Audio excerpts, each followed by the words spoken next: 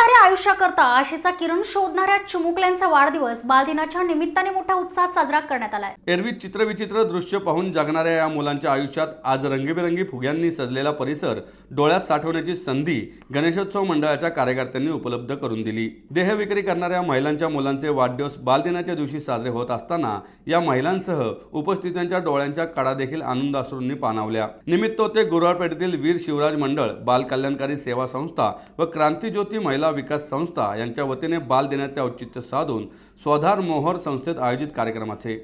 यावेळी मंडळाचे अध्यक्ष किरण सोनीवाल, बाल कल्याणकारी सेवा संस्थेच्या मोहित झांजले, क्रांतिज्योती महिला विकास संस्थेच्या सोहनी डांगे, स्वाधार मोहरच्या संजीवनी हिंगणे, चैतन्य सिन्नरकर, सचिन चव्हाण, मंगेश शहाणे, अक्षय पानसरे आदी उपस्थित होते। अनेकदा स्वतःच्या वाढदिवसाची तारीख देखील माहिती नसलेल्या आणि समाजाच्या मुख्य प्रवाहातून बाजूला पडलेल्या त्या चिमुकल्यांचा वाढदिवस जल्लोषात साजरा करण्याकरता कार्यकर्त्यांनी मोठ्या संख्येने गर्दी केली होती।